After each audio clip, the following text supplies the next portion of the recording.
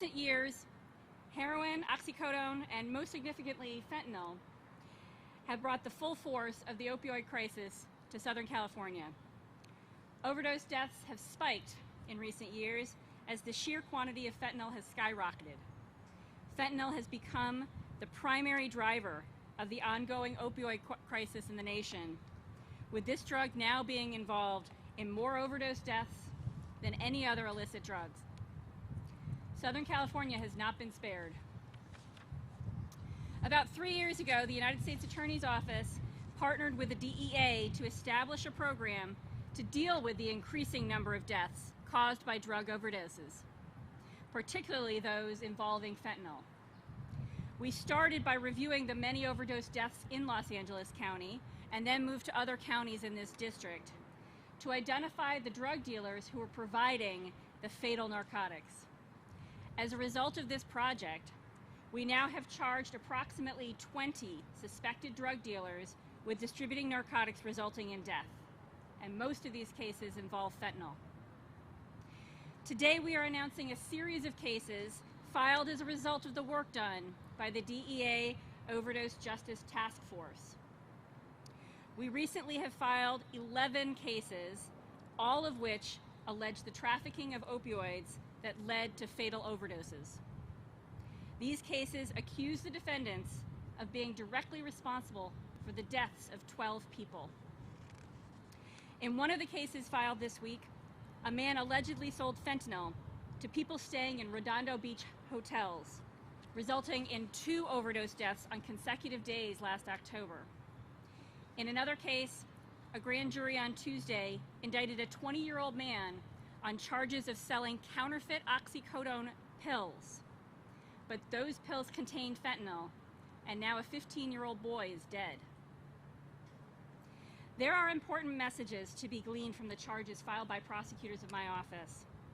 First, drug use, always dangerous, has become even more so as fentanyl is increasingly being used to manufacture counterfeit pharmaceutical drugs.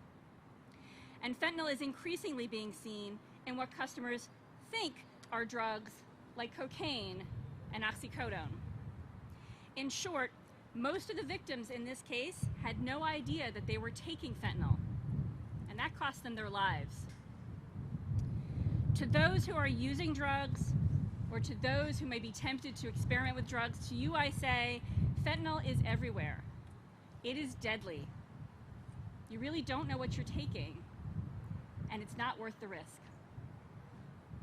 The second important message is that we are targeting street-level dealers who have left a trail of death. The consequences of drug trafficking can be severe. In each case we're announcing today, the alleged dealer faces charges of distribution resulting in death, a crime that carries a mandatory minimum sentence of 20 years in federal prison. In one of the cases we're announcing today, the alleged dealer faces a mandatory sentence of life in prison because of prior narcotics distribution convictions. If you're selling pills and other drugs, your decisions have real consequences, both on your life and others. Your actions could cause someone to die. If that happens, you are responsible. We will find you, and you will face severe consequences. The federal prosecutions we're announcing today come from the great work of the DEA agents who work with the task force, and many other agencies, including the FBI, the Los Angeles Police Department, sheriff's deputies in Los Angeles and Orange counties, and other important partners, including those here today, are providing substantial resources to target narcotics traffickers who pose the greatest threat to our community. These investigators have saved lives as they have diligently tracked down dealers, some of whom continue to sell drugs even after finding out that their products had killed someone. As drugs like fentanyl and methamphetamine continue to plague our society, we have dramatically stepped up efforts to not only stem the flow of narcotics, but also to vigorously investigate and to prosecute those who are directly responsible for dealing in death. Thank you. I will now turn the lectern over to Bill Bodner.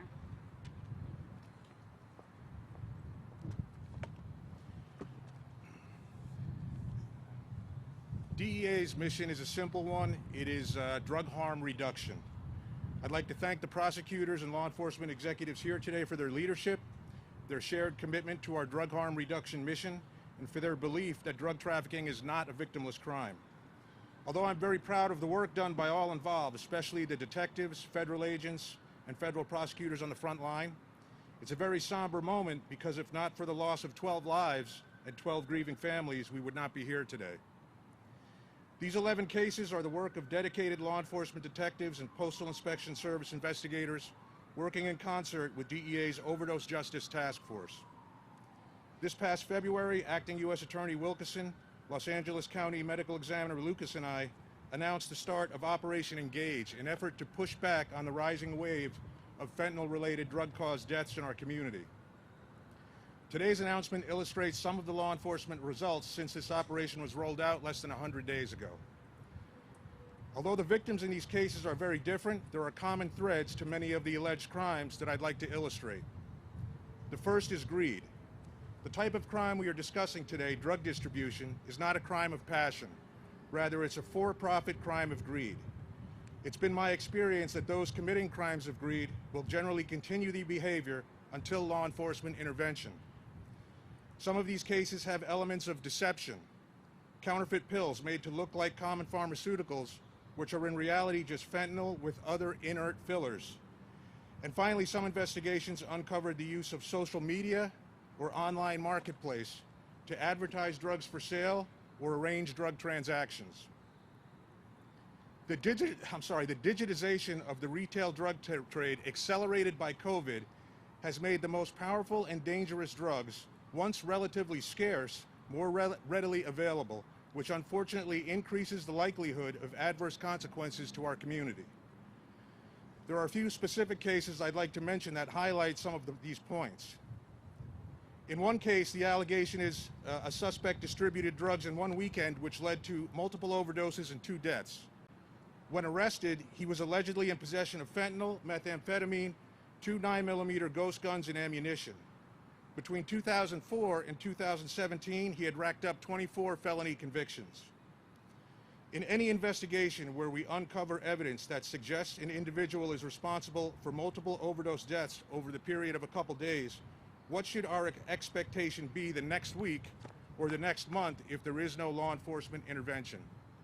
I think this case illustrates how crucial federal law enforcement intervention is when drug distribution leads to drug-caused deaths. In another case, the allegation is that a defendant supplied a 15-year-old boy with fentanyl, which led to the 15-year-old's death. Social media platform Snapchat communications between the two show the victim thought he was purchasing oxycodone, a commonly abused opiate prescription drug. This element of deception is frequently present in drug-caused death cases, especially those involving teenagers. Children may see prescription opiate drugs in the home or be aware of them through friends. They may even have experience taking the prescription drugs. The drugs are often advertised for sale on social media platforms and online marketplaces, making them available to everyone with a smartphone. When teenagers attempt to purchase the prescription drugs on the black market, more often than not, they are sold fentanyl, colored, sized, and stamped to look identical to the prescription drug. Because fentanyl is a far more powerful opiate than oxycodone, and because these fake pills are made in clandestine labs with very inconsistent dosing, one pill is often enough to cause death. In another charge, a defendant is alleged to have placed an ad in online marketplace Craigslist to sell Roxy board shorts, one of a number of similar variations of a street term for the prescription oxycodone pills. Families, and especially parents, need to be aware that when fentanyl in the form of a counterfeit prescription drug is sold via an online marketplace, the ads often appear to be selling items of clothing, concert tickets, or even construction equipment. In closing, some advice that will hopefully save a life. Right now, it is likely more illegal, illicitly manufactured fentanyl is coming across our border from Mexico than is legally manufactured here in the United States for all legitimate medical purposes. Unless you receive a prescription opiate drug directly from a pharmacy or licensed medical professional, your assumption should be the pill is counterfeit and it contains fentanyl. If you see a prescription opiate drug advertised for sale on social media or online marketplace, it's counterfeit and it contains fentanyl. If you see someone offering to sell prescription opiate pills on the street or in a nightclub, they are counterfeit and they contain fentanyl. Remember that pills sold on the black market undergo no quality control testing and have obviously not been approved by the FDA. They are not sold because they have a legitimate medical use or because they are in the best interest of your health. They are sold for one reason: greed. Thank you.